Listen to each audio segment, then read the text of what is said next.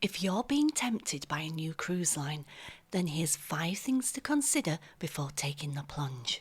Hi, it's Linz from Sweet Natured. As always, I'm joined by Marky. Hello. Hello, who put the video together. And this is my first time watching. So yes, 5 things to consider when taking a new cruise line. Let's see what we can see.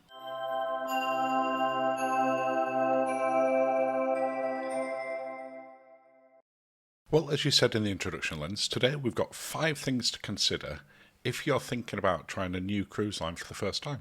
Yes.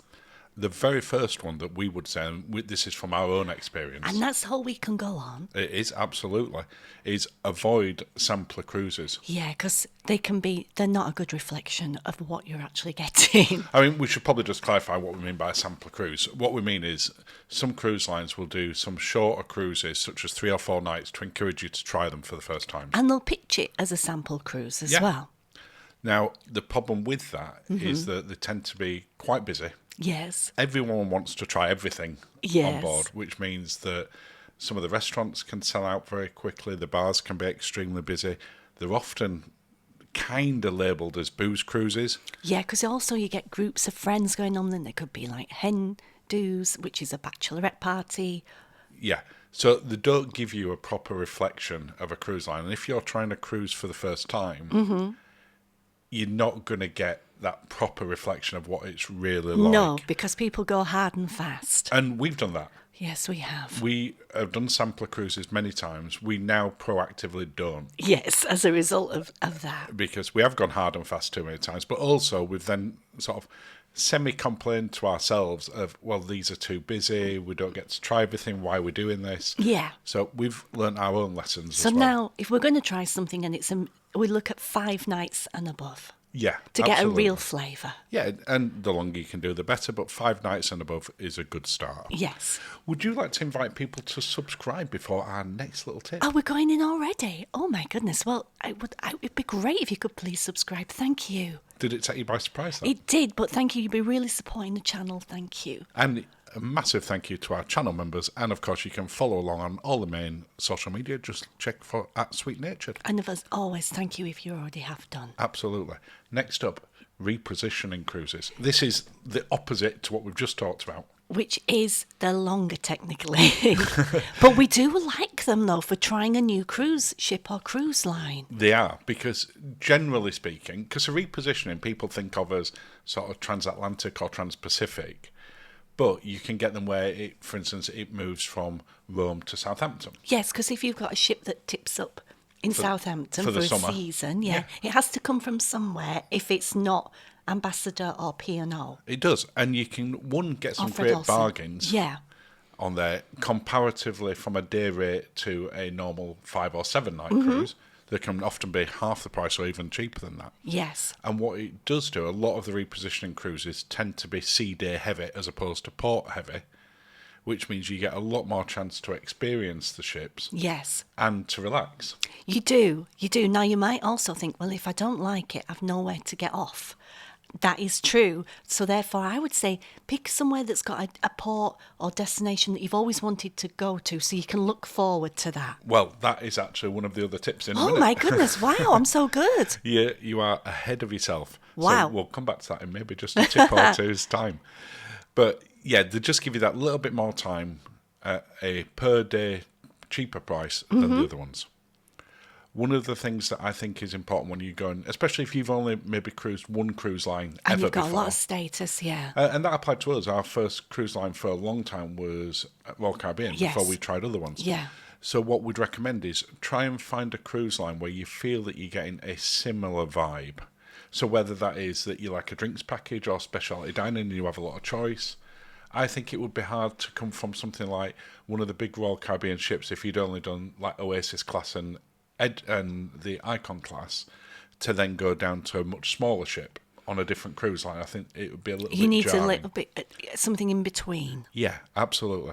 And for us, we always have gone, well, from a dining and a drinks point of view, which one will still fit to what we like. We like a drinks package, and as a result, we'd feel weird if we were getting on a new ship and we didn't have the drinks package. Well, I have to say, when we first went on Virgin, because Virgin doesn't have a traditional It drinks doesn't, package, it it has doesn't. the bar tab. I know they've trialled some, and I Yeah. wouldn't be surprised at some point that someone's watching this in the future that they go, what do you mean they don't have a drinks package? Of course they do. At the time of recording, they don't. But we found it a bit jarring when we first went on that until we got used to it, how that worked as well. Yes. And again, if you like to do a lot of speciality dining or you prefer to just do main dining room dining, finding a cruise line that fits, I think, is just as important. Absolutely. Because otherwise it just feels weird if it's too removed from what you usually enjoy. It does. And all of the cruises are still going to be on a cruise ship and you are going to be at sea. But where it can be so far removed, Yeah. it can just be that little bit more awkward. Yeah. Research, research, research. This could be on a T-shirt for you. I do a lot of research.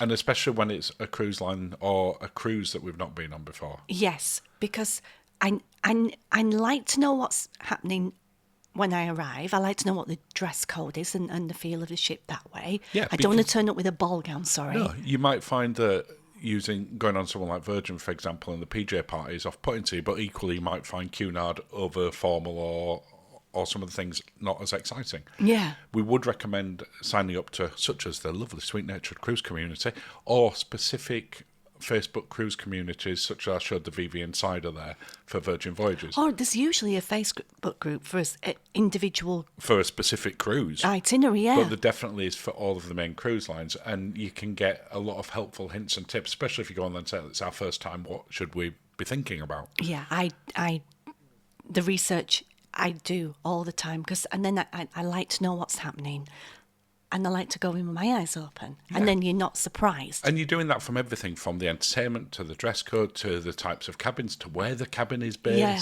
so that you are completely prepared as much as you can. Because let's face it, these days it's fairly easy to find a video or a website with a lot of information on. Yes, Next up, going back to your top tip, just in case, just in case. maybe pick an itinerary for when you're going on the cruise line where the opposite to a repositioning cruise, where there are a lot of interesting ports for you to get off, just in case it's not your sort of cup of tea with the entertainment or The ship. Or the ship.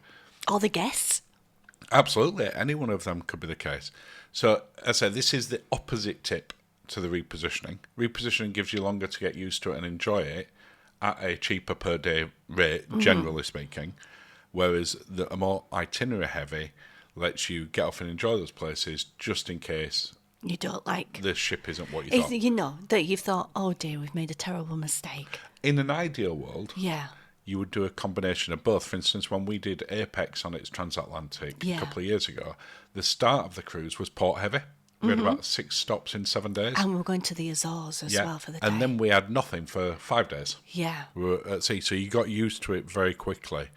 But I think it is useful to consider when you're trying a new cruise line for the first time, just so you've got something You've else got to an look forward escape to as well. route, yes. An escape route is a great term for it because once you have to get back on the ship at the end of the day, I mean, technically you don't. You could go to the airport. Yeah. But it does mean that you've got other things to try out and you're not Yes. necessarily... Yeah, and that's what we stuck do. there. All those things we do. We do. Every time we look at a new cruise line. Yeah. Well, that brings us to the end of the video, Linz. Well, thank you, darling. Cheers, Linz. Cheers.